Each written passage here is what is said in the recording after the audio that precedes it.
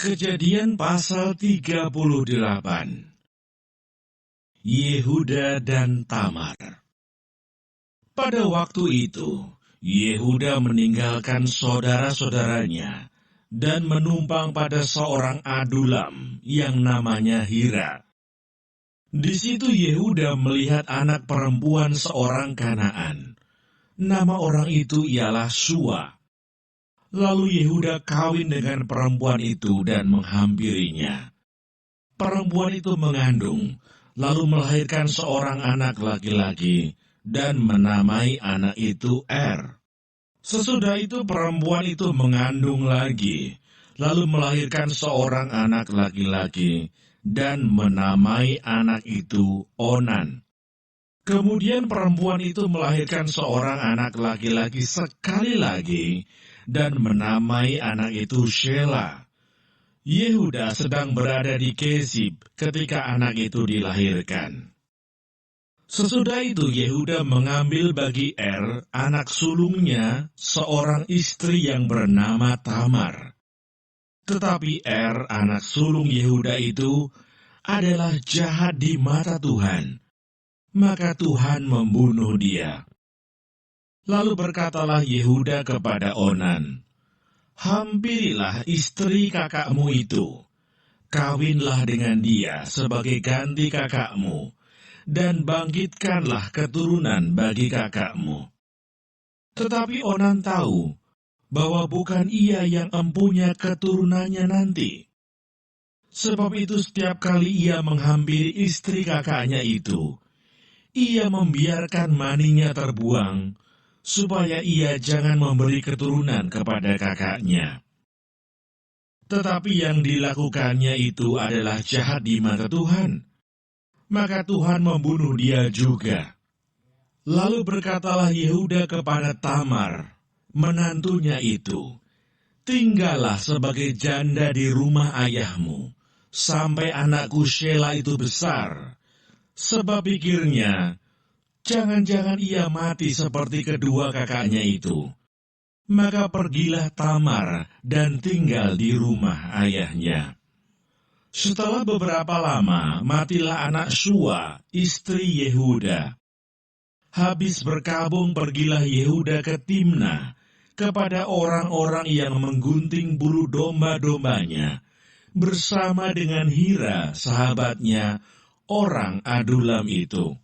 Ketika dikabarkan kepada Tamar, "Bapa mertuamu sedang di jalan ke Timna untuk menggunting bulu domba-dombanya," maka ditanggalkannya lah pakaian kejandaannya.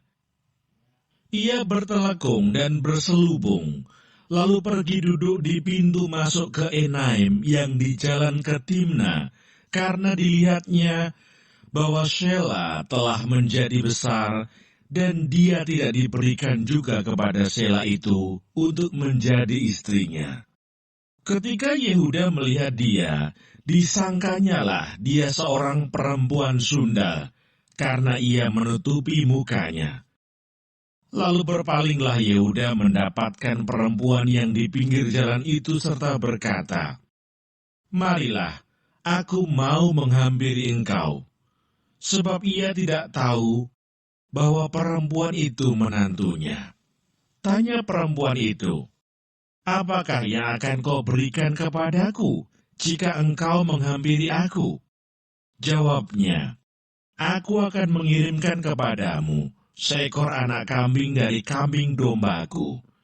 Kata perempuan itu, "Asal engkau memberikan tanggungannya sampai engkau mengirimkannya kepadaku." Tanyanya, "Apakah tanggungan yang harus kuberikan kepadamu?" Jawab perempuan itu, "Cap materaimu, serta kalungmu, dan tongkat yang ada di tanganmu itu." Lalu diberikannyalah semuanya itu kepadanya, maka ia menghampirinya. Perempuan itu mengandung daripadanya. Bangunlah perempuan itu, lalu pergi, ditanggalkannya telekungnya, dan dikenakannya pula pakaian kejandaannya. Adapun Yehuda, ia mengirimkan anak kambing itu dengan perantaraan sahabatnya, orang Adulam itu, untuk mengambil kembali tanggungannya dari tangan perempuan itu. Tetapi perempuan itu tidak dijumpainya lagi. Ia bertanya-tanya di tempat tinggal perempuan itu, "Di manakah perempuan jalang yang duduk tadinya di pinggir jalan di Enaim itu?" Jawab mereka, "Tidak ada di sini perempuan jalang." Kembalilah ia kepada Yehuda dan berkata, "Tidak ada kujumpai dia." Dan juga orang-orang di tempat itu berkata, "Tidak ada perempuan jalang di sini." Lalu berkatalah Yehuda, "Biarlah barang-barang itu dipegangnya, supaya kita jangan menjadi buah olok-olok orang. Sungguhlah anak kambing itu telah kukirimkan, tetapi engkau tidak menjumpai perempuan itu." Sesudah kira-kira 3 bulan dikabarkanlah kepada Yehuda, "Tamar menantumu bersundal, bahkan telah mengandung dari persundalannya itu." Lalu kata Yehuda, "Bawalah perempuan itu supaya dibakar." Waktu dibawa, perempuan itu menyuruh orang kepada mertuanya mengatakan, "Dari laki-laki yang empunya barang-barang inilah aku mengandung." Juga dikatakannya, "Periksalah siapa yang empunya cap meterai serta kalung dan tongkat ini." Yehuda memeriksa barang-barang itu lalu berkata, "Bukan aku, tetapi perempuan itulah yang benar, karena memang aku tidak memberikan dia kepada Shelah anakku, dan ia tidak bersetubuh lagi dengan perempuan itu." Pada waktu perempuan itu hendak bersalin, nyatalah ada anak kembar dalam kandungannya. Dan ketika ia bersalin, seorang dari anak itu mengeluarkan tangannya, lalu dipegang oleh bidan, diikatnya dengan benang kirmisi serta berkata, "Inilah yang lebih dahulu keluar." Ketika anak itu menarik tangannya kembali, keluarlah saudaranya laki-laki dan bidan itu berkata, "Alangkah kuatnya engkau menembus keluar." Maka anak itu dinamai Peres. Sesudah itu keluarlah saudaranya laki-laki yang tangannya telah berikat benang kirmisi itu. Lalu kepadanya diberi nama Serah.